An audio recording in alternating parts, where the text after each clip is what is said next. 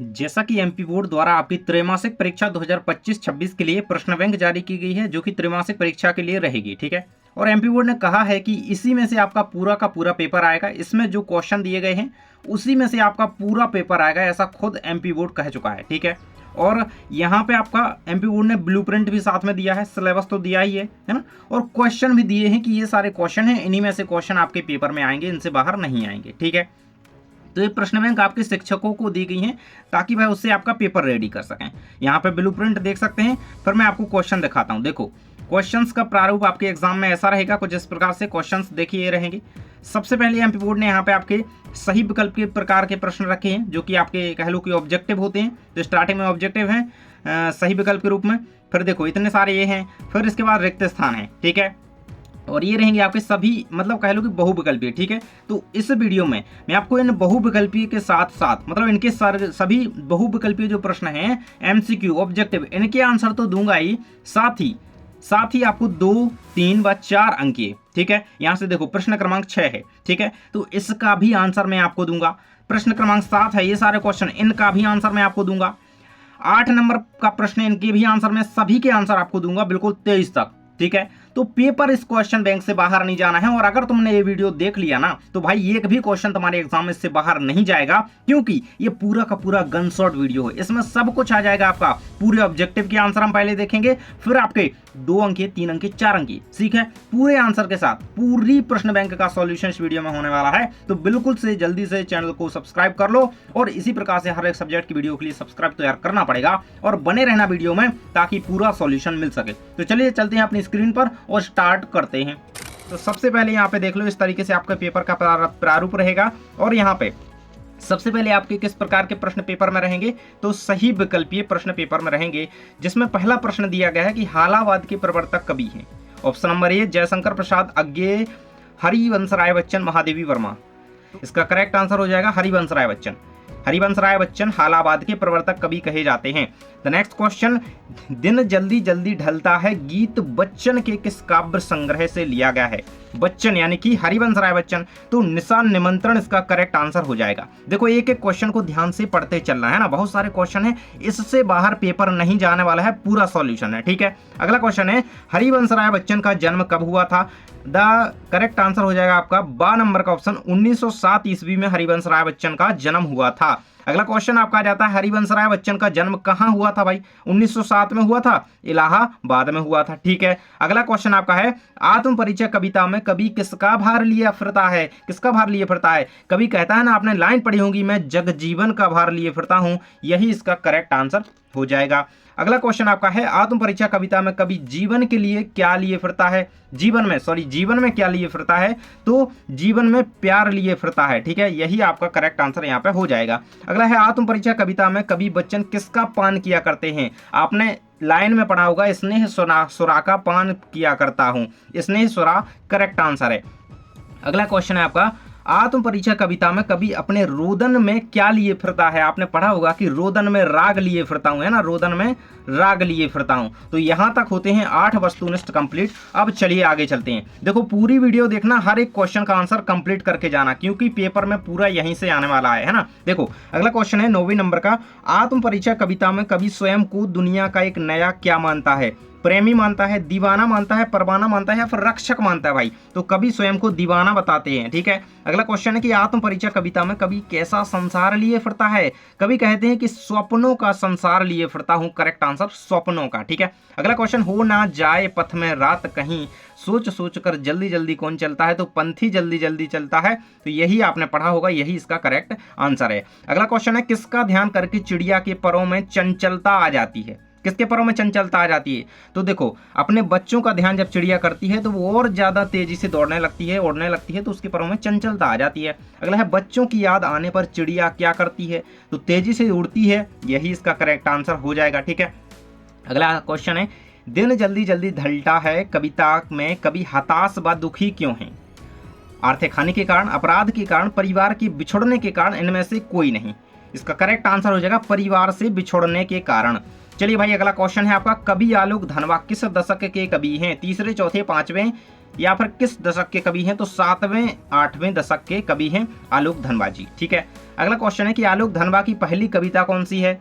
भागी हुई लड़कियां, जनता का आदमी, ब्रूनो की बेटियां, इनमें से कोई नहीं। तो आपका करेक्ट आंसर हो जाएगा यहाँ पे जनता का आदमी।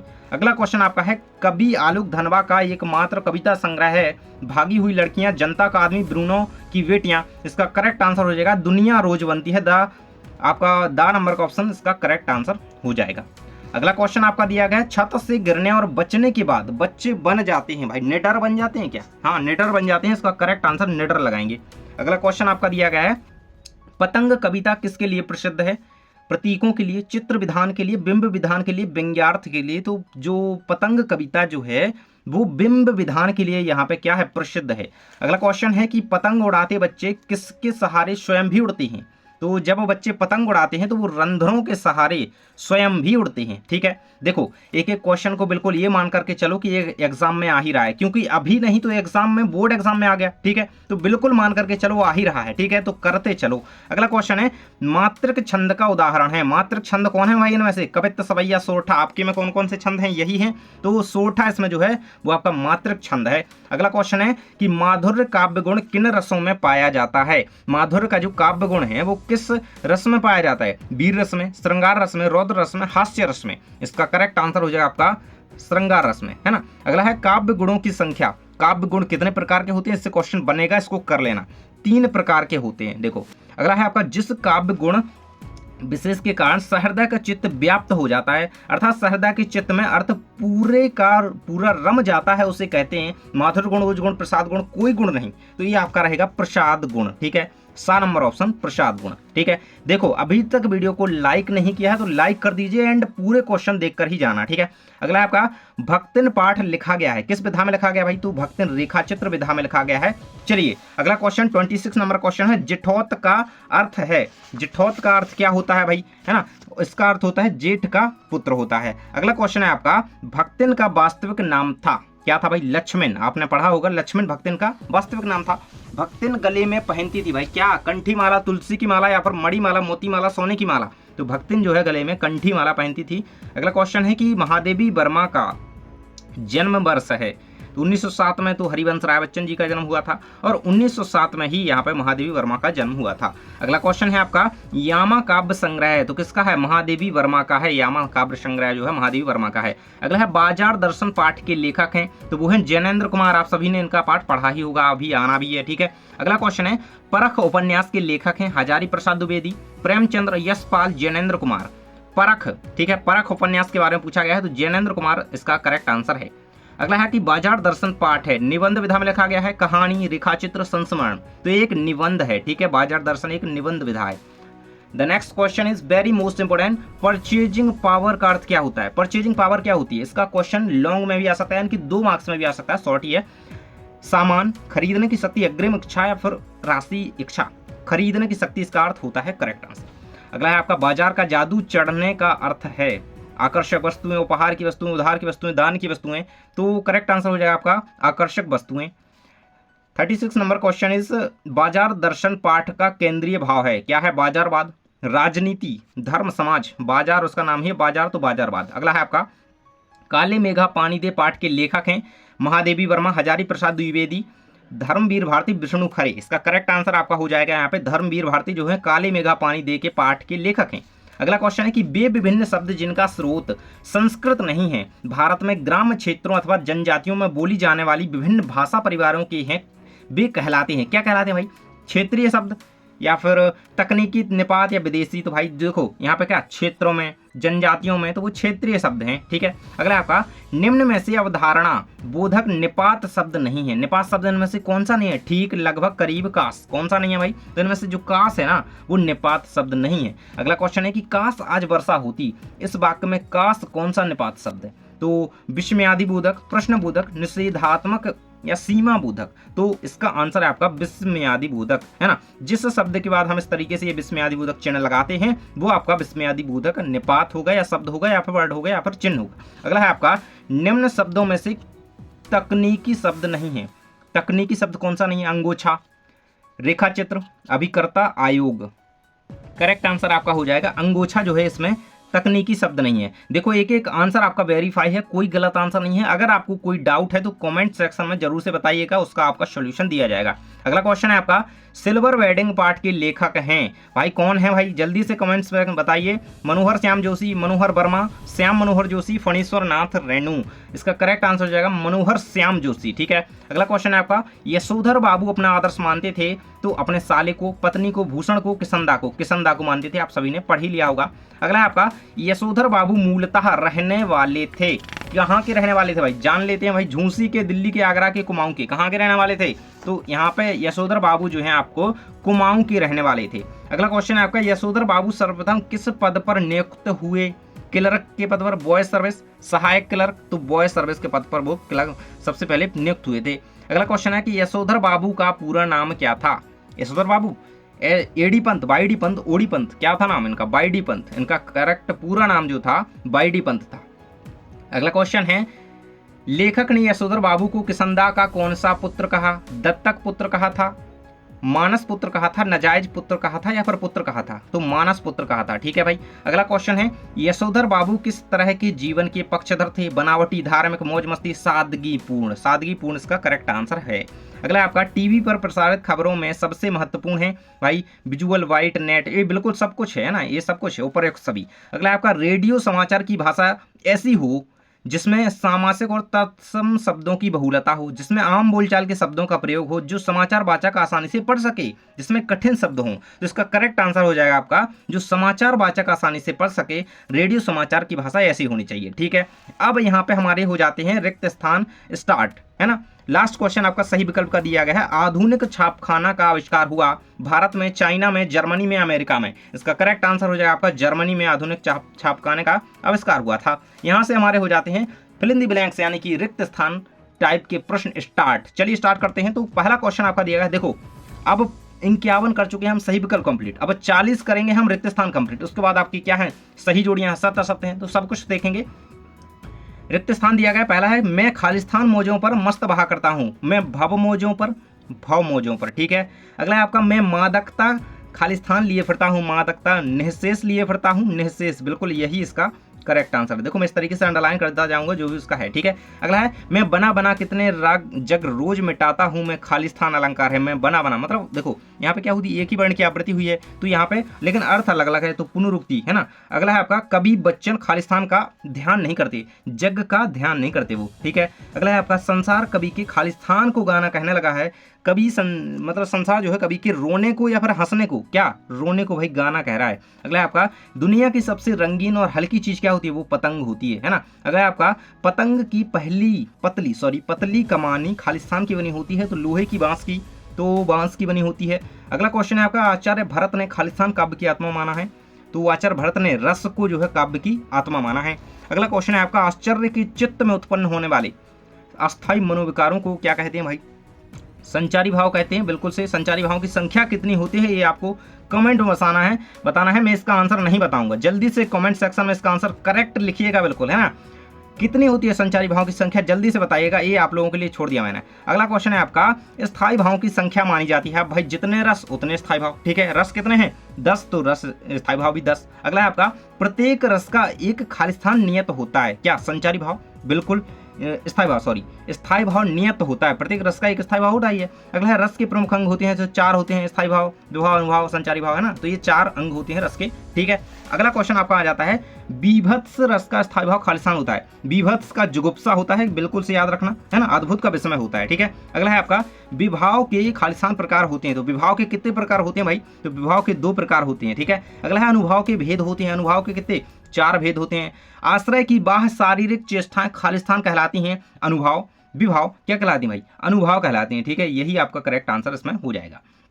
अगला है आपका, स्थायी भाव को जागृत करने वाले कारण खालिस्तान कहलाते हैं, आलामन, उद्दीपन क्या कहलाते हैं भाई, स्थायी भाव को जागृत करने वाले कारण जो है आपके उद्दीपन कहलाते हैं। अगला क्वेश्चन है आपका, क्रोध स्थायी भाव जागृत होकर खालिस्तान रस के, क्रोध में आप समझ सकते हैं, क्रोध रौद्र का स्थायी भाव होता है। अगला है आपका, व्यंग्योक्ति को पढ़ करके, देख करके अथवा सुन करके खालिस्तान रस की निष्पत्ति होती है, पढ़कर, सुनकर, देखकर अथवा अद्भुत रस की होती है, व्यंग्योक्ति, सॉरी ये आप अगले वर्ड, आगे के वर्ड को ध्यान दीजिए, व्यंग उक्ति जिसमें हंसी आए आपको, है ना, वो हास्य रस की, ठीक है, हास्य रस का करेक्ट आंसर है।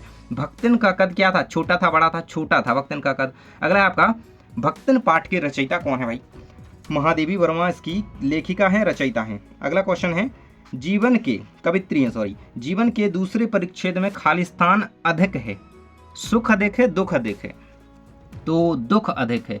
अगला है आपका, रोटियां अच्छी सेकने के प्रयास में बहुत अधिक खरी हो गई या नरम हो गई, तो खरी हो गई। अगला है आपका, मेरे भ्रमण की एकांत साथिन भक्तिन रही है, बिल्कुल भक्तिन रही है, ये महादेवी वर्मा कहती हैं। अगला है, मेरे पास वहां जाकर रहने के लिए खालिस्तान नहीं है, रुपया नहीं है, मकान नहीं है, तो मकान नहीं है। अगला क्वेश्चन है आपका, भक्तिन और मेरे बीच में खालिस्तान का संबंध है, तो सेवक स्वामी, लेन देन का संबंध है, सेवक और स्वामी का संबंध है, ठीक है। अगला क्वेश्चन है आपका, वह शब्द जो क्षेत्र विशेष में बोले जाते हैं क्षेत्रीय शब्द कहलाते हैं, हम स्टार्टिंग में ही पढ़ चुके थे वस्तुनिष्ठ में, ठीक है। अगला है आपका, वे शब्द जो वाक्य में किसी शब्द के बाद बल देने के लिए लगाए जाते हैं निपात शब्द कहलाते हैं, ठीक है। पढ़ाई होगा आपने निपात शब्द, जैसे मैं भी बाजार जाऊंगा, भी जो है यहाँ पे वो निपात शब्द है, उस पर जोर डाला जा रहा है। अगला आपका, सिल्वर वेडिंग के कथानायक खालिस्तान को अपना आदर्श मानते हैं, तो किसनदा को अपना आदर्श मानते हैं। अगला है, मनोहर श्याम जोशी का जन्म खालिस्तान में हुआ, 9 अगस्त सन 1933 को राजस्थान के अजमेर में हुआ, या फिर 3 अगस्त, इसका करेक्ट आंसर है 9 अगस्त वाला, ठीक है, ये राजस्थान के अजमेर में उनका जन्म हुआ था। अगला है, किसनदा ने यशोधर बाबू को खालिस्तान उधार भी दिए, तो 100 रुपये 50 रुपये, कितने रुपए भाई, 50 रुपये उधार दिए थे, देखो हिसाब रखते थे अपना सब लोग, है ना। अगला है, सिल्वर वेडिंग में भूषण ने अपने पिता को उपहार में खालिस्तान दिया, तो ड्रेसिंग गाउन दिया था या फिर ऊनी स्वेटर, तो ड्रेसिंग गाउन इसका करेक्ट आंसर हो जाएगा। अगला है आपका, सिल्वर वेडिंग कहानी में प्रमुख पात्र यशोधर पंत यानी कि बाईडी पंत की शादी के खालिस्तान का वर्णन है, तो 25वीं सालगिरह का वर्णन है, 25वीं, इसीलिए इसे सिल्वर वेडिंग कहा जा रहा है, ठीक है, तो ये यहाँ पे आंसर रहेगा। अगला क्वेश्चन आपका दिया गया है, यशोधर बाबू ने दफ्तर से लौटते हुए रोज खालिस्तान जाने की रीति अपनाई, कहाँ पे जाते थे, साईं मंदिर या बिड़ला मंदिर, बिड़ला मंदिर इसका करेक्ट आंसर हो जाएगा। अगला क्वेश्चन आपका है, यशोधर बाबू मूल रूप से खालिस्तान के रहने वाले हैं, तो कुमाऊं के रहने वाले हैं, ये हम पढ़ चुके हैं। अगला क्वेश्चन आपका है, एक सफल साक्षात्कारता में खालिस्तान होना चाहिए, है ना, तो क्या होना चाहिए, सुंदरता, पर्याप्त ज्ञान, तो भाई ज्ञान ही होना चाहिए, सुंदरता का क्या काम। अगला आपका, स्तंभ लेखन खालिस्तान लेखन का प्रमुख रूप है, विचार परक सकारात्मकता, तो विचार परक ये यहाँ पे स्तंभ लेखन का प्रमुख रूप है। संपादकीय को खालिस्तान की आवाज माना जाता है, तो किसकी आवाज माना जाता है, आम जनता की या फिर अखबार की, तो अखबार की आवाज यहाँ पर माना जाता है। इसके बाद हमारे सत्य असत्य स्टार्ट हो जाते हैं, चलिए सत्य असत्य की ओर रुख करते हैं।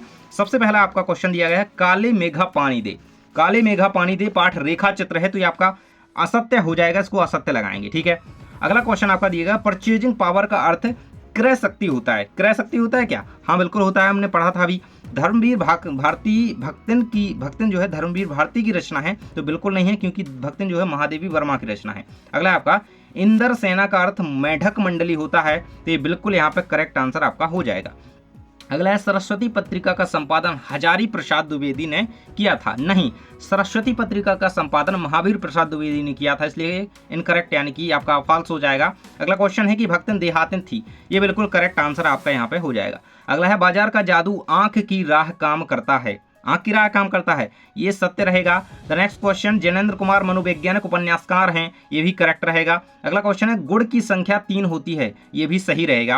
अगला क्वेश्चन है, 10 नंबर का, बार्णिक छंद की गणना वर्ण के आधार पर, बिल्कुल मात्रक की मात्राओं के आधार पर, वर्णिक की वर्ण के आधार पर। अगला है, जहां कारण के बिना कार्य होना जाना जाता है, कहा जाता है, वहां व्यतिरेक अलंकार होता है, तो ये आपका यहाँ पे असत्य हो जाएगा। अगला है आपका, आत्मकथा सत्य घटना पर नहीं होती, नहीं होती क्या, आत्मकथा बिल्कुल सत्य घटना पर होती है, तो यहाँ पे इसका असत्य लगाएंगे, क्योंकि इसमें क्या कहा जा रहा है कि आत्मकथा सत्य घटना पर नहीं होता, क्योंकि आत्मकथा वही व्यक्ति लिखता है जिसकी स्वयं होती है, मतलब वो तो घटी हुई होनी चाहिए। अगला है, रेडियो नाटक में संवाद का कोई महत्व नहीं होता है, तो रेडियो नाटक में संवाद का कोई महत्व नहीं होता है, नहीं होता है, बिल्कुल नहीं होता है। स्थूल के प्रति सूक्ष्म का विद्रोह ही छायावाद है, ये बिल्कुल सही है, क्योंकि ये डॉक्टर नगेंद्र के अनुसार ये बिल्कुल सत्य कथन है कि स्थूल के प्रति सूक्ष्म का विद्रोह ही छायावाद है। अगला क्वेश्चन है, दोहा वर्णिक छंद है, ये असत्य रहेगा, क्योंकि दोहा एक मात्रक छंद है, एकांकी श्रव्य काव्य का रूप होता है, तो एकांकी श्रव्य काव्य का रूप नहीं होता, एकांकी को देख भी सकते हैं, ठीक है।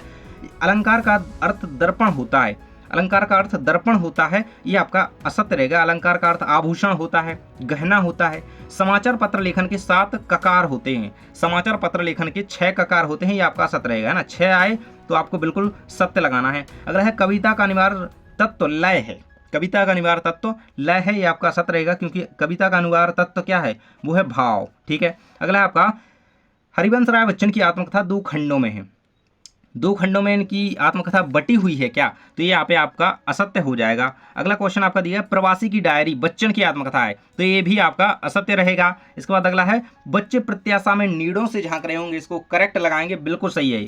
अगला है आपका दिन जल्दी जल्दी ढलता है, कविता में दिन का पंथी सूर्य को माना गया है, सूर्य को माना गया है क्या, बिल्कुल सही है आपका। अगला क्वेश्चन है आपका कैमरे में बंद अपाहिज कविता में दूरदर्शन पर व्यंग किया गया है, ये आपका सत्य रहेगा। अगला है सीधी बात छंदों के चक्कर में फंस गई, ये बिल्कुल करेक्ट नहीं है, गलत है ये आपका। रघुवीर सहाय दूसरे तार सप्तक के कवि हैं, तो ये सही रहेगा। अगला है छायावाद के प्रवर्तक कवि, सॉरी हम आगे निकल गए क्या, छायावाद के प्रवर्तक कवि जयशंकर प्रसाद हैं, क्या कहा जा रहा है, बिल्कुल सही है भाई, बिल्कुल सही है, क्योंकि छायावाद के प्रवर्तक कवि जयशंकर प्रसाद ही हैं। और छायावाद के प्रमुख कवियों को याद रखना, महादेवी वर्मा, जयशंकर प्रसाद, सूर्यकांत त्रिपाठी, निराला जी और सुमित्रानंदन पंत प्रकृति के सुकुमार कवि हैं, ठीक है। अगला क्वेश्चन है रामचरितमानस की रचना ब्रज भाषा में की गई है, तो ये आपका इनकरेक्ट रहेगा, यानी कि गलत है, क्योंकि रामचरितमानस की भाषा अवधी है, ठीक है। अगला क्वेश्चन आपका आ जाता है यहाँ पे डॉक्टर नगेंद्र ने छायावाद को स्थूल के प्रति सूक्ष्म का विद्रोह कहा है, बिल्कुल कहा, अभी मैंने ऊपर बताया, ठीक है। अगला आपका कवि ने हार कर बात को कील की तरह ठोक दिया, बिल्कुल सही है, ये बिल्कुल सही है। अगला क्वेश्चन है कार्यक्रम को रोचक बनाने के लिए, है ना, कैमरे के सामने अपाहिज को रोने के लिए विवश किया जाता है, बिल्कुल किया जाता है, क्योंकि वो तो एक्टिंग है भाई। कुंवर नारायण प्रगतिवादी रचनाकार हैं, ये आपका यहाँ पे कुंवर नारायण प्रगतिवादी रचनाकार हैं नहीं है, ये प्रयोगवादी हैं, प्रयोगवादी यहाँ पे होता तो सही लगाती है। कवियों ने प्रकृति का मानवीकरण किया है, तो ये आपका यहाँ पे सत्य रहेगा, बिल्कुल किया है। अगला है भारतेंदु युग को हिंदी कविता का जागरण काल माना जाता है, तो ये आपका आंसर, इसमें थोड़ा डाउट है, इसका आंसर आपको स्वयं बताना है, इसका आंसर क्या है, भारतेंदु युग को हिंदी कविता का, इसको बताइएगा जरूर से। अगला है आपका प्रयोगवाद के प्रवर्तक शमशेर बहादुर सिंह हैं, बिल्कुल नहीं है। अगला है आपका कविता एक खिलना है बच्चों के बहाने, नहीं भाई, फूल के बहाने हैं। सिल्वर वेडिंग कहानी के नायक भूषण है, नहीं है, यशोधर बाबू हैं। जूझ कहानी गोदान उपन्यास का अंश है, बिल्कुल नहीं है भाई। गोदान किसकी है, प्रेमचंद्र जी की। जूझ से कहाँ रिलेट कर रहे हैं, बिल्कुल नहीं कर रहे हैं। चलिए भाई अगले क्वेश्चन की ओर। सौंदल गेकर मास्टर कविता बहुत ही अच्छे ढंग से पढ़ाते थे, बिल्कुल पढ़ाते थे। अगला है सिल्वर वेडिंग उत्सव विवाह के 25 वर्ष पूर्ण होने पर मनाया गया, बिल्कुल मनाया गया। जूझ कहानी का प्रमुख पात्र आनंदा है, यानी कि आनंद रतन यादव, बिल्कुल सही है भाई, है ना। अगला क्वेश्चन है आपका भारत का पहला छापखाना दिल्ली में लगाया गया, बिल्कुल नहीं लगाया गया था। अगला है निरक्षर के लिए मुद्रित माध्यम उपयोगी होता है, तो नहीं होता है यार। अगला है आपका पत्रकारिता जल्दी में लिखा गया साहित्य है, बिल्कुल ये सही है। इंटरनेट पर पढ़ने, सुनने और देखने तीनों की ही सुविधा है, बिल्कुल है भाई, ये किसको नहीं पता कि ये सुविधा नहीं है। भक्तिन का कद लंबा था, ये तो बिल्कुल गलत बात है, क्योंकि अभी हम छोटा करके आए हैं, ठीक है। अगला क्वेश्चन है आपका जयशंकर प्रसाद का महाकाव्य आंसू है, आंसू है, बिल्कुल है। आंसू झरना, देखो ये पानी से रिलेटेड जितनी थोड़ी बहुत रचना इनकी याद करनी है। आंसू झरना, एक और रचना है इनकी जो पानी से रिलेटेड है, आंसू पानी की तरह कह सकते हैं, है ना। झरना इनकी ही रचना है, बिल्कुल याद रखना। बीभत्स रस को 10वां रस माना गया है, बिल्कुल नहीं माना गया, क्योंकि 10वां रस कौन सा है, हमारा वात्सल्य रस है, ठीक है। अगला क्वेश्चन आपका तौलिया तकनीकी शब्द है, नहीं भाई, तौलिया तो हम लोग बोलने में यूज करते हैं ना, वो क्षेत्रीय शब्द कहेंगे तौलिया को, है ना, तो ये तकनीकी शब्द नहीं है, इसको आप असत्य लगाएंगे। इसके बाद आपकी सही जोड़ियां स्टार्ट हो जाती हैं, जो कि 7 नंबर में आपके एग्जाम में पूछी जाती हैं। भाई 7 नंबर कोई छोटी बात नहीं होती है। तो चलिए स्टार्ट कर लेते हैं। सबसे पहले आपकी दी गई है आपका आत्म परिचय, इससे कहाँ पे जोड़ेंगे भाई, तो फर्स्ट नंबर की जोड़ेंगे हरिवंश राय बच्चन साहब से, क्योंकि यही है भाई इसके रचयिता। सेकंड पतंग आलोक धनवा, ठीक है भाई। अगला क्वेश्चन विभाव, विभाव में कहाँ पे जाएंगे, रस का अंग है ना, तो थर्ड की जाएगी हमारी यहाँ पे जाएगी। अगला है भक्तिन, भक्तिन क्या है, महादेवी वर्मा की रचना है, ठीक है भाई, तो यहीं पे लगा देंगे भक्तिन को, कहाँ पे, सामने बिल्कुल, है ना। तो चलो भाई अगला क्वेश्चन है लक्षणा, तो ये क्या है, शब्द शक्ति है, यहाँ पे 5वें को लगाएंगे, ठीक है। जूझ, जूझ क्या है भाई, जूझ आनंद यादव, इससे रिलेट कर रहे हैं भाई, 6वें का आंसर यहाँ पे लगाएंगे। इसके बाद लास्ट है आपका विभिन्न माध्यमों के लिए लेखन, अब बचा ही कौन है ना, तो ये हो जाएगा आपका करेक्ट लास्ट, ठीक है भाई। चलिए आगे बढ़ते हैं। यहाँ पे स्तंभा बा में दी गई है, जूझ क्या भाई, जूझ आनंद यादव से, यहाँ पे सही है इसका, है ना, जा से जूझ आनंद यादव यहाँ पे बिल्कुल लगाएंगे भाई, चा पहले की चा से लगाएंगे, ठीक है, लास्ट से फर्स्ट की, ठीक है। सेकंड है क्या भूलूं क्या याद करूं, इसकी जोड़ी यहाँ पे अखबार की आवाज़, अंतिम समय सीमा। चलिए भाई थोड़ा अगले पेज पर चलते हैं, यहाँ पे चल रही है ये, ठीक है, सेकंड की ये यहाँ पे, ठीक है, मैं लगा देता हूँ, आप लोग स्क्रीनशॉट ले लेना। संपादकीय पृष्ठ इसकी आपकी यहाँ पे फर्स्ट नंबर से मिल जाएगी, ठीक है, थर्ड के फर्स्ट से मिल जाएगी। अगला है आपका डेडलाइन, डेडलाइन की कथानक से मिलेगी क्या? अंतिम समय, अंतिम समय सीमा, बिल्कुल ये बहुत ज़्यादा इंपॉर्टेंट है, इसको कर लेना भाई, ये आएगा, है ना, आएगा, ये टीचर जरूर से देंगे। हिंदी साहित्य का स्वर्ण काल आप सभी को पता है कि भक्ति काल होता है 5वें नंबर का, ठीक है। झूठ का निश्चय होना, तो झूठ का निश्चय होना यहाँ पे भ्रांतिमान अलंकार में होता है ये, तो बिल्कुल यहाँ पे लगाएंगे। अब चलिए आगे पेज पर जाना होगा, तो कहानी का केंद्रीय बिंदु क्या होता है हमारा, तो वो कथानक होता है, यहाँ पे लगाइएगा आप यहाँ पे अपने 7वीं का, ठीक है भाई, तो यहाँ पे हो जाती है ये करेक्ट। अब आगे बढ़ते हैं, ये लास्ट जो है कहें कि ये रह गया है सही जोड़ियों में, तो भाई देख लेते हैं। आचार्य रामचंद्र शुक्ल, आचार्य रामचंद्र शुक्ल, सेकंड है आपका उपमेय में उपमान का आरोप, उपमेय को उपमान से श्रेष्ठ, तो फर्स्ट की आप लगाएंगे अलंकार काव्य की आत्मा, ठीक है, ये इन्होंने कहा है, मतलब है ना, तो फर्स्ट की यहाँ पे मिला देंगे।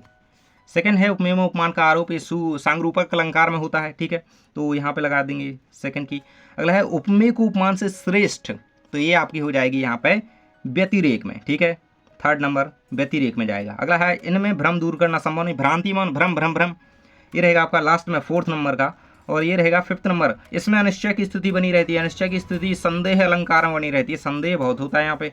अब इसके बाद हमारे रिक्त आ जाते हैं एक शब्द या वाक्य में उत्तर। भाई देखो एग्जाम में लिखो तो शब्द में मत लिखना, वाक्य में उत्तर लिखते हो तो एकदम फॉर्मेटिंग लगती है कि भाई एग्जाम में लिख रहे हो, है ना, 12th क्लास में आ चुके हो, अभी तक तो बिल्कुल अच्छी फॉर्मेटिंग में लिखना आना चाहिए। और आप लोग कमेंट्स में बताना कि आपको एग्जाम की कॉपी लिखने का क्या तरीका होना चाहिए, मैं वीडियो उस पर भी बना दूंगा, ठीक है। तो सबसे पहला क्वेश्चन आपका है, रीतिकाल में किस रस की प्रधानता थी? किस रस की? तो भाई श्रृंगार रस की, है ना, श्रृंगार काल इसीलिए यह कहा जाता है इसको, है ना। अगला है आपका मीरा किसकी अनन्य भक्त थी? भाई किसको नहीं पता कि मीरा किसकी, तो कृष्ण भगवान की, है ना, कृष्ण इसका करेक्ट लगा देंगे आंसर, है ना। आप लोग पूरा लिखना, मैं अभी शॉर्ट बता रहा हूँ यार, पूरा लिखूंगा उतना तो है ना बनेगा नहीं ना। अगला है आपका गुनाहों का देवता उपन्यास के लेखक हैं। देखो वीडियो काफी लंबा हो चुका है, इसलिए ध्यान से अभी भी देखते चलो, क्योंकि ये आपके एग्जाम में आने वाले क्वेश्चन है ना, इनमें से नहीं कह सकते कि इनमें से बाहर जाएगा, नहीं जाएगा यार, इन्हीं में से आएगा, ठीक है। अगला आपका गुनाहों का देवता उपन्यास के लेखक कौन है? देखो एक बात और बता दूं, आप सभी का पेपर इसी में से बनना है ना, और मैंने इसी में से मॉडल पेपर तैयार किया है, आप लोग उस मॉडल पेपर का आंसर के साथ मैं आपको बताऊंगा सॉल्यूशन पूरा, तो बने रहना, चैनल पर अपडेटेड रहना, प्लेलिस्ट वगैरह चेक करते रहना, तो वीडियोस मिल ही जाएगा, ठीक है। गुनाहों का देवता उपन्यास के लेखक कौन है? धर्मवीर भारती इसका करेक्ट आंसर है, क्या है? धर्मवीर भारती, इस तरीके से लिख देंगे। अगला क्वेश्चन है, तुलसीदास स्वयं को क्या कहलवाना? तो राम का गुलाम, ठीक है, ये कहलवाना पसंद करते हैं, इसका करेक्ट आंसर आपको लिख देना है। अगला है, पंचतंत्र में किस प्रकार की कहानी लिखी गई है? तो पंचतंत्र में शिक्षाप्रद कहानियां लिखी गई हैं भाई, है ना, शिक्षाप्रद कहानियां लिखी गई हैं। अगला क्वेश्चन है आपका, किसंदा का वास्तविक नाम क्या था? कृष्णानंद पांडे, क्या लिखेंगे भाई? कृष्णानंद पांडे। अगला है आपका, पृथ्वीराज रासो किस युग में लिखा गया है? तो आदिकाल में लिखा है चंद्रवरदाई द्वारा, ठीक है, आदिकाल इसका आंसर याद रख लेना है, आदिकाल, जिसे वीरगाथा काल भी कहा जाता है। अज्ञेय किस युग के प्रवर्तक कवि माने जाते हैं? तो अज्ञेय जो है वो यहाँ पे प्रयोगवाद के प्रवर्तक कवि कहे जाते हैं, प्रयोगवाद, ठीक है। अगला क्वेश्चन आपका है, प्रत्येक पंक्ति में 31 वर्ण वाली रचना क्या कहलाती है? 31 भाई वर्ण होते हैं किसमें? कवित्व छंद में, ठीक है। अगला क्वेश्चन है आपका 10वें नंबर का, ऐसा लघु वाक्यांश जिसके प्रयोग से भाषा में सौंदर्य उत्पन्न हुआ है क्या कहलाता है? तो वो यहाँ पे मुहावरा कहलाता है, क्या कहलाता है? मुहावरा। देखो कुछ क्वेश्चंस के आंसर जो है लॉन्ग हैं, तो मैं बोल दूंगा, आप लोग ध्यान से सुन लेना या लिख लेना, जो भी कर रहे हो, ठीक है। अगला क्वेश्चन है आपका, किसी घटना, समस्या या मुद्दे की गहन छानबीन और विश्लेषण को क्या कहते हैं? तो उसे हम कहते हैं विशेष रिपोर्ट, ठीक है, उसे विशेष रिपोर्ट कहा जाता है। इस तरीके से आपको इसका आंसर ये लिख लेना है, ठीक है। अगला क्वेश्चन है, आनंद यादव का मन किस बात से के लिए तड़पता था? भाई तो पाठशाला जाने के लिए, पाठशाला जाने के लिए।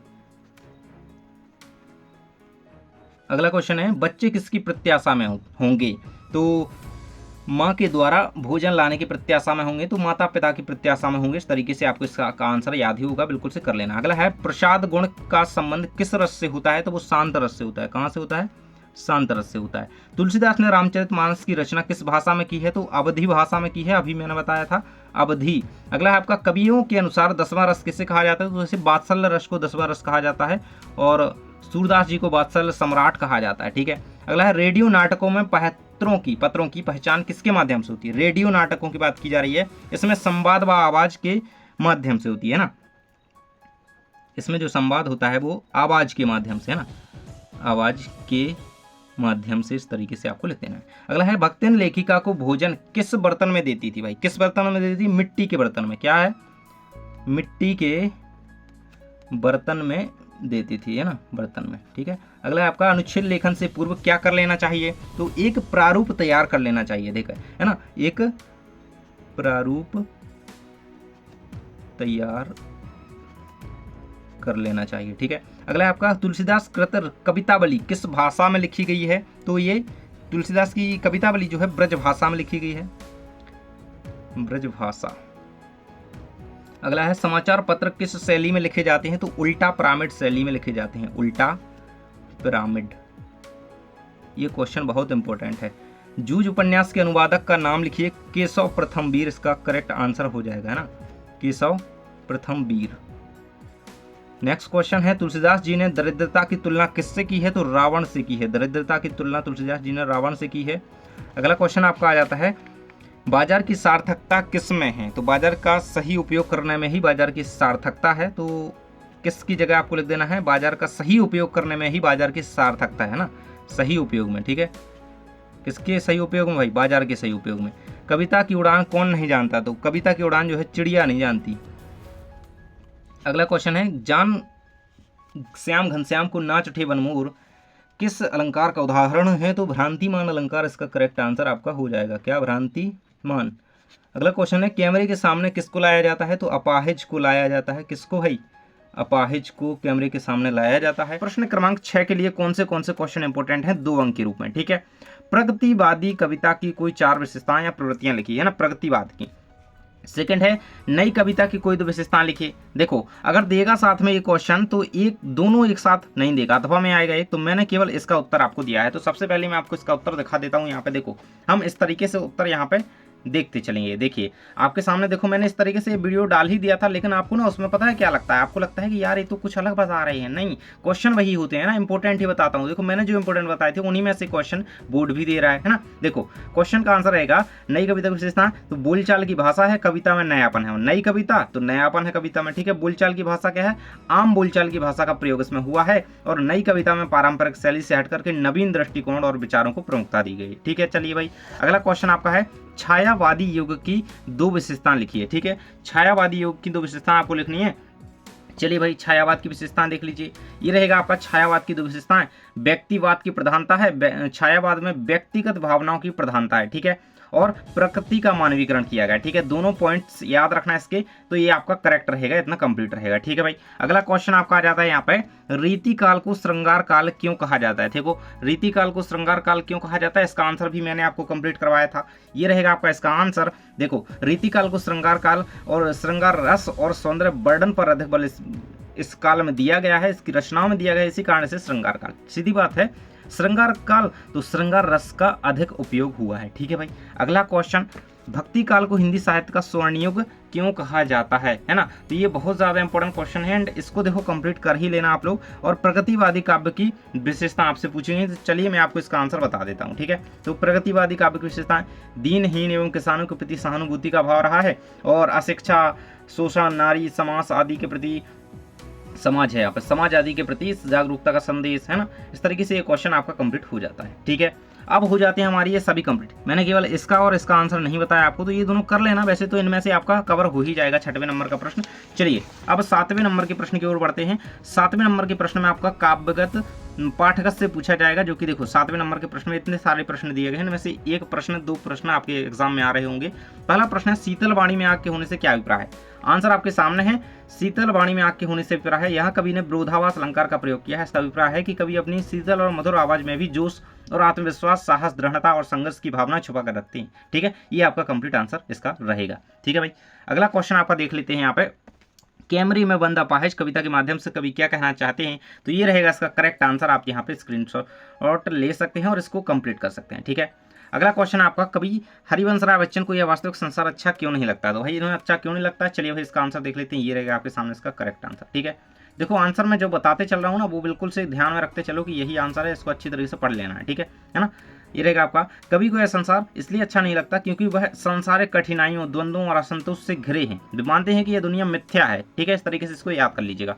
अगला क्वेश्चन है आपका, दिशाओं को मृदंग की तरह बजाने से क्या तात्पर्य है? ये रहेगा आपका इसका आंसर। देख सकते हो यहाँ पे, इसका तात्पर्य है कि दिशाओं को उत्साह, ऊर्जा और नवाचार के साथ जीना। जैसे कलाकार मृदंग बजाकर उसे सजीव बना देता है, वैसे ही कवि दिशाओं को अपनी सृजनशीलता और भावों से जगमगाते हैं। ठीक है, ये करेक्ट आंसर है। अगला है आपका, कवि हरिवंश राय बच्चन संसार एवं स्वयं के संबंध में क्या बताते हैं, है ना। तो ये इसका आंसर रहेगा आपके सामने स्क्रीन पर दिया गया है, देख सकते हो।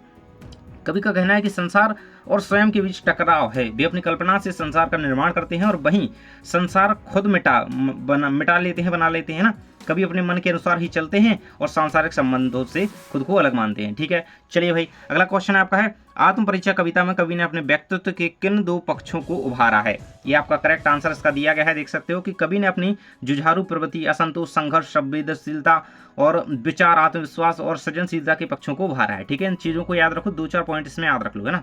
संघर्ष कर लो याद, असंतोष, विचारशीलता, है ना, इसको याद रखो, आत्मविश्वास। ठीक है, और इनको उभारा है। ठीक है, लिख देना। अगला क्वेश्चन आपका है कि कवि हरिवंश राय बच्चन के अनुसार जग किन्हें पूछता है? तो हरिवंश राय बच्चन साहब के अनुसार जग उन्हीं लोगों की जय जयकार करता है जो उनकी इच्छानुसार आचरण करते हैं। मतलब जो दूसरों की इच्छा के अनुसार चलें, जग उन्हीं को पूछेगा। मतलब लोग उन्हीं को पूछते हैं जो उसकी इच्छा के अनुसार चलता है। ठीक है, ये इसका करेक्ट आंसर हो जाएगा। अगला क्वेश्चन आपका आ जाता है, कवि ने अपने हृदय में किस तरह के भावों को रखा है ना।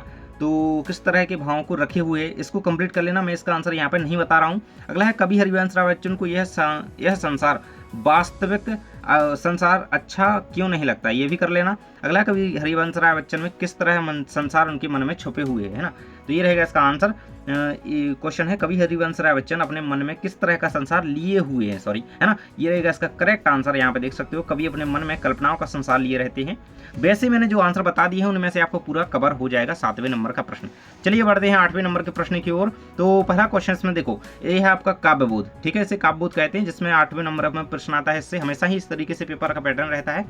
संदेह अलंकार को परिभाषित कीजिए, उदाहरण शायद देखो। तो ये रहेगा संदेह अलंकार का उदाहरण। यहाँ पे आप देख सकते हो, संदेह अलंकार वह है जहां किसी वस्तु, व्यक्ति या पद को देख करके संशय या दुविधा बनी रहे, है ना। तो यहाँ पे आप देख सकते हो, जहां पे आपको शंका बनी रहे कि है भी ये चीज कि या नहीं। इसका उदाहरण याद रखना, सारी विच नारी है कि नारी विच सारी है ना, और सारी ही की नारी है कि नारी ही की सारी है ना। तो यहाँ पे कंफ्यूजन है, थोड़ा संदेह है। तो ये क्या हो जाएगा, इसका संदेह अलंकार का उदाहरण हो जाएगा। अगला क्वेश्चन है आपका, शांत रस की परिभाषा उदाहरण से लिखिए। ये रहेगा आपका इसका करेक्ट आंसर। शांत रस वह रस है जिसमें राग, द्वेष, इच्छाएं एवं कामनाएं प्राप्त हो जाती हैं। वैसे परिभाषा लिखना चाहो तो सहृदय के हृदय में शांत का क्या होता है, शोक, शांत का निर्वेद, है ना। निर्वेद स्थायी भाव का विभाव अनुभाव संचारी भाव से संयोग होता है, तो वहां पर शांत रस की निष्पत्ति होती है। ठीक है, ये रहेगा आपका। और इसका उदाहरण इस तरीके से लिख सकते हो, कोई भी याद कर सकते हो, जो भी आपको याद है तो वो भी कर सकते हो। अगला है, विरोधाभास अलंकार की परिभाषा उदाहरण सहित लिखिए। तो यहाँ पे करेक्ट आंसर आपका दिया गया है कि विरोधाभास अलंकार वह है जिसमें शब्दों या भावों से स्पष्ट रूप से विपरीतार्थ अर्थ या विरोध होते हैं, किंतु उसके बावजूद एक विशेष सौंदर्य उत्पन्न हो जाता है। शीतल वाणी में आग। ठीक है, इसको अच्छी तरीके से याद कर लेना और इसका उदाहरण देख लेना, अच्छा है ना। अगला है आपका, रस के प्रमुख अंग कौन कौन से हैं, है ना। रस के प्रमुख अंग 4 होते हैं। यहाँ पे देख सकते हो, विभाव, अनुभाव, संचारी भाव, ये रस के प्रमुख 4 अंग होते हैं। ठीक है, इसको याद कर लेना। अगला क्वेश्चन आपका है, रस की निष्पत्ति में सहायक तत्वों के नाम लिखिए। तो ये कंप्लीट कर लेना। निष्पत्ति में यही तत्व सहायक होते हैं, कौन से, संचारी भाव हो गया जैसे, है ना, यही, है ना। तो यही क्वेश्चन है। अगला क्वेश्चन है आपका, स्थायी भाव किसे कहते हैं, है ना। तो ये आंसर दिया गया है, स्थायी भाव वह है जो रस का मूल भाव होता है ना। काव्य में स्थायी भाव स्थायी रूप से विद्यमान होते हैं और यह रस बनने के बाद रस कहलाता है। जैसे करुण रस के लिए शोक और श्रृंगार के लिए रति। ठीक है, तो इसको कंप्लीट कर लो। अगला क्वेश्चन है आपका, संचारी भाव किसे कहते हैं, किंतु संचारी भाव के नाम बताइए। तो आंसर आपका दिया गया है, देख सकते हैं यहाँ पे, संचारी भाव वे भाव हैं जो स्थायी भाव का पूरक बनकर आते हैं और कुछ समय बाद विलीन हो जाते हैं। उदाहरण है यहाँ पे 2 संचारी भावों के नाम लिखे हुए हैं, भय और विबोध, ये संचारी भावों के नाम है। ठीक है, अगला क्वेश्चन है, इनकी संख्या कितनी है, आप लोग कमेंट से बताइएगा। संचारी भावों की संख्या कितनी है, जल्दी से बता दीजिएगा।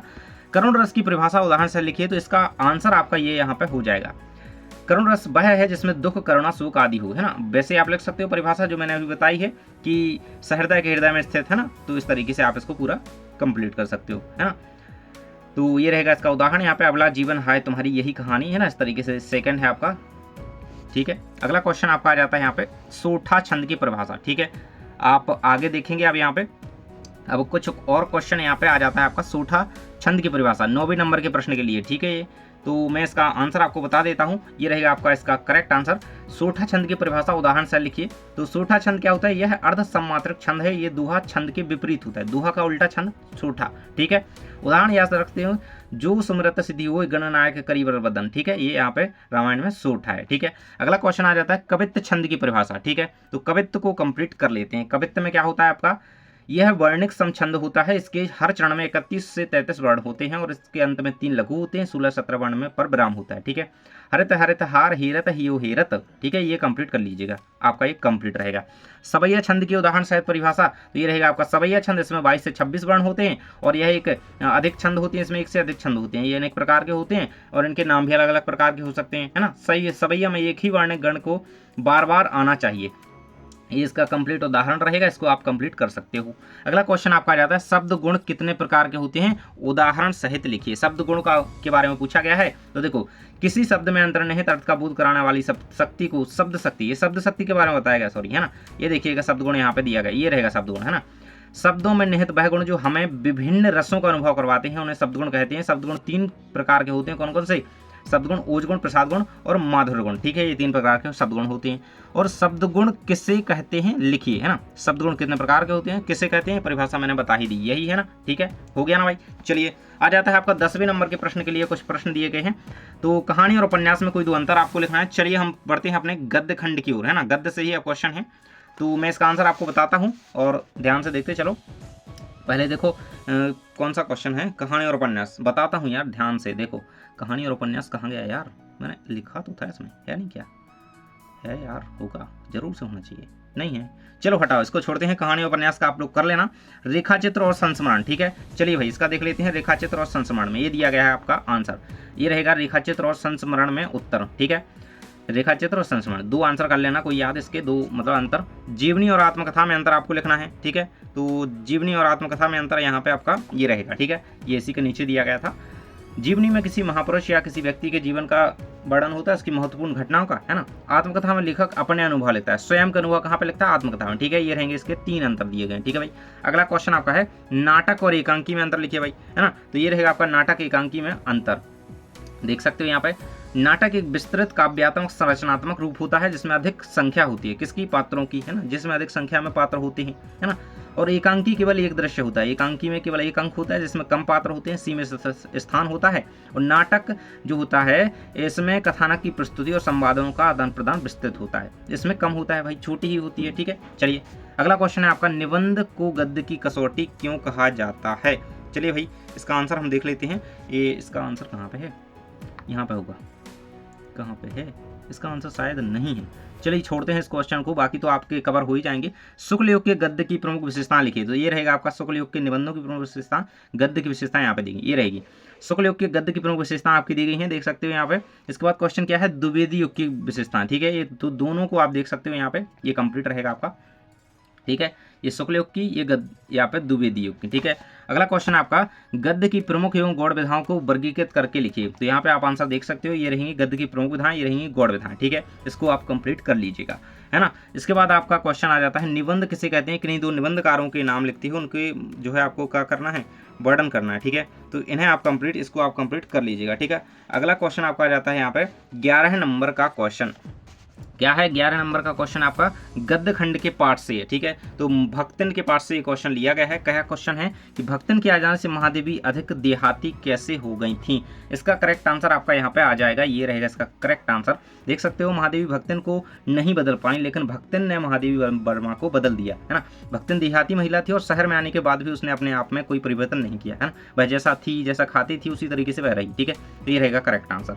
अगला आपका भक्तन अपना वास्तविक नाम लोगों से क्यों छुपाती थी। इसका आंसर रहेगा आपके सामने यहाँ पे। भक्तन अपना वास्तविक नाम लक्ष्मी, भक्तन का वास्तविक नाम लक्ष्मी था। वह अपने नाम को लोगों से छुपाती थी क्योंकि नाम के अनुरूप उसको जीवन में सुख समृद्धि नहीं मिली थी, है ना। उसे लगता था कि उसके नाम में लक्ष्मी जैसी संपन्नता की कल्पना छुपी है, ठीक है। ये आप कंप्लीट इतना आंसर कर लीजिएगा। अगला क्वेश्चन आपका है भक्तन के चरित्र की 2 विशेषताएं लिखिए। क्वेश्चन का आंसर यहाँ पे आ जाता है।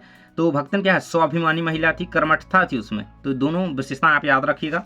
अगला क्वेश्चन आपका आ जाता है, बाजार का जादू चढ़ने और उतरने का मनुष्य पर क्या प्रभाव पड़ता है। तो ये रहेगा आपके सामने आंसर कि बाजार का जादू चढ़ने पर मनुष्य कई आकर्षणों में बंध जाता है, जिससे वह अनावश्यक वस्तुएं खरीदता है। वह यह जादू उतरता है तो मनुष्य में असंतोष, पश्चाताप और असुरक्षा की भावना आ जाती है। ठीक है, अगला क्वेश्चन आपका आ जाता है, बाजार की सार्थकता किस पर निर्भर करती है। तो बाजार की जो सार्थकता है वह उपभोक्ता की आवश्यकताओं, उसकी जरूरतों और वस्तुओं की उपयोगिता पर निर्भर करती है ना। इसको आप कंप्लीट कर लीजिएगा। अगला क्वेश्चन है, भक्तिन का वास्तविक नाम क्या था, वह इसे क्यों छुपाती थी, जिसे हम कंप्लीट कर चुके हैं। ठीक है, तो अगला क्वेश्चन है, नौकरी की खोज में आई भक्तिन ने अपने वास्तविक नाम लक्ष्मण का उपयोग ना करने की बात लेखिका से क्यों कही। तो ये रहेगा आपका ये क्वेश्चन का आंसर। ठीक है, ये रहेगा ये क्यों की। तो ये रहेगा, लेखिका ने भक्तिन से अनुरोध किया कि उसे उसके वास्तविक नाम से ना बुलाया जाए, है ना, क्योंकि उसे नाम से दुखद और असफल जीवन की याद आती थी, है ना, इसलिए वह उसे नहीं बुलवाने के लिए कहती थी। अगला है, लगान ना चुकाने पर जमींदार ने भक्तिन को क्या सजा दी। तो ये रहेगा आपके सामने आंसर, लगान ना चुकाने पर भक्तिन को उसकी पुश्तैनी जमीन से बेदखल कर दिया, है ना, और अनेक प्रकार के अपमान और कष्टों का सामना उसे करना पड़ा, है ना, यह सजा उसे मिली एक तरीके से। अगला है आपका, लेखिका महादेवी वर्मा के अनुसार भक्तिन के जीवन पर प्रथम परम कर्तव्य क्या था।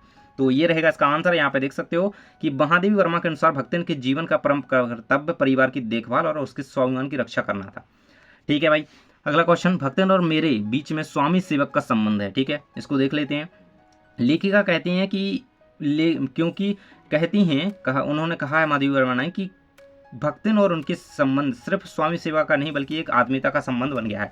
भक्तिन उनका सिर्फ सेवा ही नहीं करती बल्कि उनकी संरक्षिका की तरह भी व्यवहार करती है, कार्य करती है। अगला क्वेश्चन है, भक्तिन के आ जाने से महादेवी देहाती कैसे हो गई। ये रहेगा आपका आंसर।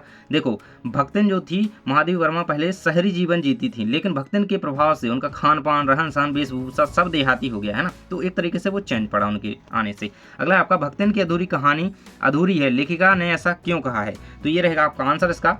महादेवी ने कहा कि भक्तिन की कहानी अधूरी है क्योंकि भक्ति की यात्रा पूर्णता की ओर नहीं जाती। भक्तिन का जीवन संघर्ष, आस्था और अनसुलझे प्रश्नों से भरा है। उसकी भक्ति का अनुभव कभी कभी अधूरा ही रह जाता है ना। तो इस तरीके से यहाँ पे उन्होंने कहा है। अगला क्वेश्चन है, माया कौन जोड़ता है। बाजार दर्शन पाठ के आधार पर आपको बताना है। तो बाजार दर्शन के अनुसार माया मनुष्य अपने लालच, इच्छाओं और दिखावे के कारण स्वयं जुड़ता है ना। तो कौन जुड़ता है, माया स्वयं मनुष्य जुड़ता है अपनी इच्छाओं और दिखावे के कारण। ठीक है, अगला क्वेश्चन आपका है, परचेजिंग पावर का अर्थ क्या है। बिल्कुल से ये क्वेश्चन कर लेना। ठीक है, ये रहेगा आपके सामने, परचेजिंग पावर से क्या आशा है लेखक का।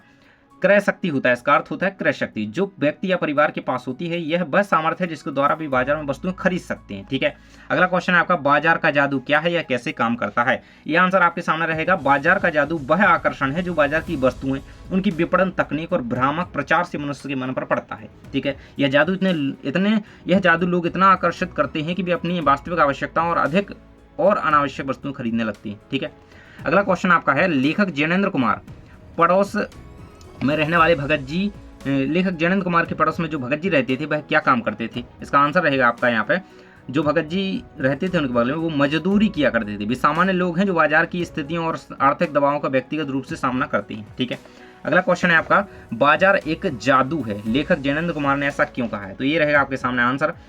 लेखक ने ऐसा इसलिए कहा है क्योंकि बाजार वस्तुओं के माध्यम से लोगों के मन को अपने चक्रव्यूह में बांध लेता है। ये करेक्ट आंसर इसका कंप्लीट रहेगा। अगला क्वेश्चन आपका दिया गया है कि बाजार का जादू चढ़ने और उतरने का मनुष्य पर क्या प्रभाव पड़ता है। ये रहेगा आपके सामने, बाजार का जादू जब चढ़ता है तो व्यक्ति अंधाधुंध खरीदारी करता है और अपनी जरूरत से अधिक वस्तुएं प्राप्त करता है और जीवन में असंतोष बढ़ता है। यह जादू उतरता है तो मनुष्य निराशा, भय, आर्थिक संकट की भावना उसमें आ जाती है। ठीक है, तो ऐसा कुछ होता है। चलिए अब क्वेश्चन नंबर 12 के लिए क्वेश्चन देख लेते हैं। अरे अभी तो कुछ और क्वेश्चन रह गए हैं, चलिए इसके कंप्लीट कर ही लेते हैं। तो क्वेश्चन कहा गया कि बाजारूपन से क्या तात्पर्य है। तो देखिए आंसर आपका रहेगा यहाँ पे, बाजारूपन का तात्पर्य है बाजार की उस प्रवृत्ति या स्वभाव से जिसमें सभी वस्तुएं, लोग या जीवन के क्षेत्र बाजार के नियमों और मूल्यांकन के अधीन हो जाती हैं। ठीक है, अगला क्वेश्चन आपका दिया गया है, बाजार किसी लिंग, जाति, धर्म या क्षेत्र नहीं देखता, बाजार दर्शन पाठ के आधार पर समझाइए। तो ये क्वेश्चन दिया गया है, देख सकते हो यहाँ पे। अब इसका आंसर हम यहाँ पे देख लेते हैं। ये रहेगा आपके सामने इसका आंसर, बाजार तो केवल लेन देन और क्रय विक्रय का माध्यम है। उसमें व्यक्ति का लिंग, जाति, धर्म या क्षेत्र कोई भूमिका नहीं होती है, इसमें नहीं पूछा जाता है ना। अगला क्वेश्चन है आपका, स्त्रियों द्वारा माया जोड़ना प्रकृति प्रदत्त नहीं है ना, बल्कि परिस्थिति बस है। पठित पाठ के आधार पर सिद्ध कीजिए। ठीक है, ये रहेगा आपका करेक्ट आंसर इसका। ठीक है, वैसे क्वेश्चन नहीं आएगा, इसमें से आपके कवर हो गए हैं, वैसे आंसर बता दिए हैं जो मैंने। अगला क्वेश्चन है नकली सामान के खिलाफ जागरूकता फैलाने के लिए आप क्या कर सकते हैं, तो ये रहेगा आपका इसका आंसर। ठीक है, अगला क्वेश्चन है आपका काली मेघा पानी दे से लेखक का क्या तात्पर्य है, ये रहेगा इसका कंप्लीट आंसर।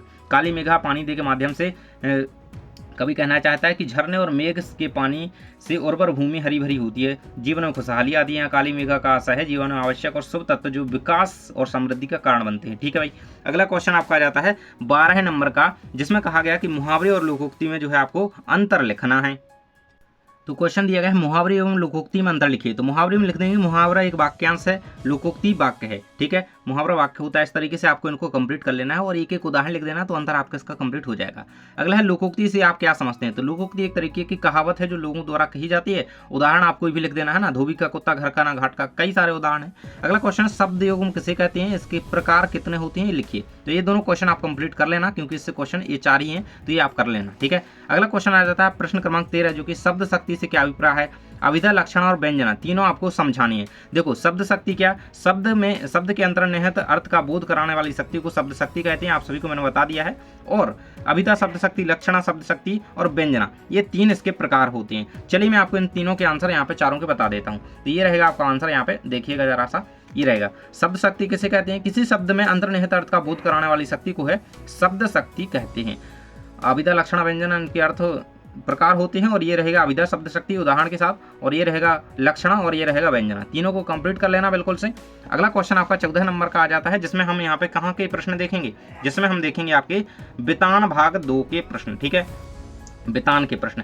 क्वेश्चन दिया गया है कि सिल्वर वेडिंग का आयोजन क्यों हुआ। आंसर रहेगा आपके सामने, सिल्वर वेडिंग यशोधर बाबू के बेटे भूषण की नौकरी की सफलता में कारण से की गई। इसे आधुनिक जीवन शैली और नई पीढ़ी की खुशी और प्रदर्शन का प्रतीक माना जा सकता है ना।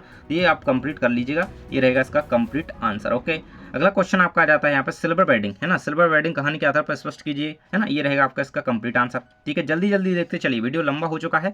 अगला क्वेश्चन, यशोधर बाबू की पत्नी अपने बच्चों का साथ क्यों देती थी। तो ये इसका कंप्लीट आंसर इसका दिया गया है। ठीक है, ये रहेगा। और ये रहेगा पहले वाले क्वेश्चन का, दशा कैसी थी, जब सब्जी लेकर के वो घर पहुंचे तो उनकी दशा कैसी थी। इसका आंसर ये रहेगा। ठीक है, ये यहाँ पे आप देख सकते हो, है ना। उन्हें लगा कि भी अजनबी हैं, है ना, ऐसे पहुंचे वो जब, तो उन्हें लगा अजनबी हैं। पार्टी चल रही थी, बच्चे रिश्तेदार काफी व्यस्त थे सब लोग, है ना। ये रहेगा आपका। ठीक है, अगला ये यशोधर बाबू के चरित्र की विशेषता, यही क्वेश्चन आपका आने वाला है, तो बिल्कुल इसको कंप्लीट आप कर लेना। ठीक है, ये रहेगा आपका यहाँ पे विशेषताएं, परंपरावादी और संस्कारी, सादगी प्रिय, नवीनता और आधुनिकता से अनभिज्ञ विरोधी, आत्मसम्मान और स्वाभिमान में दृढ़। ठीक है, इस तरीके से इसको कंप्लीट कर लेना। अगला आपका फ्रिज के संबंध में यशोधर बाबू के क्या विचार थे, ये रहेगा आपका इसका आंसर। यशोधर बाबू आधुनिक तकनीक जैसे फ्रिज को स्वीकार नहीं करते। उनका मानना है कि पुराने तैयार तरीके थे और पुराने बेहतर थे, है ना, और फ्रिज जैसे उपकरण लोगों को आलसी और प्रवृत्तियों में असामाजिक बना रहे हैं, ऐसे उन्होंने कहा। अगला क्वेश्चन है सौंदलगेकर के अध्यापन की 2 विशेषताएं लिखिए। तो ये आपका आंसर हो जाएगा सौंदलगेकर का सटीक एवं स्पष्ट व्याख्यान शैली, ये इनकी विशेषता है। सेकंड है साहित्य के प्रति गहराई से समझ और प्रेम बढ़ाते थे। अगला क्वेश्चन है आपका यशोधर बाबू ने किस अंदाज से जिन जीवन मूल्यों को पाया था। देखिए इसका छोड़ दिया हमने शायद आंसर, तो ये रहेगा इसका आंसर, कंप्लीट कर लेना। ठीक है, अगला क्वेश्चन आपका आ जाता है जूझ कहानी के प्रमुख पात्र की 2 विशेषताएं लिखिए। ये भी सबसे इंपॉर्टेंट क्वेश्चन है इस चैप्टर में। तो साहसी और साहसपूर्ण व्यक्तित्व था, कठिनाइयों का सामना धैर्य और दृढ़ता से करता था। ठीक है, आनंदा।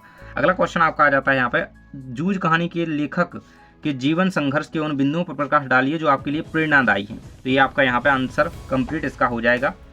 सामाजिक बाधाओं का सामना करना पड़ा, संघर्षों के बावजूद पढ़ाई जारी रखी, तो इस तरीके से इसको कंप्लीट आप कर लीजिएगा। अगला क्वेश्चन आपका आ जाता है जूझ शीर्षक का क्या औचित्य है, लिखिए। आंसर रहेगा जूझ शीर्षक संघर्ष और लड़ाई को दर्शाता है। कहानी में पात्र जीवन की कठिनाइयों से जूझता है, इसको आप कंप्लीट कर लीजिएगा। ठीक है, संघर्ष को दर्शाता है और लड़ाई को दर्शाता है ना।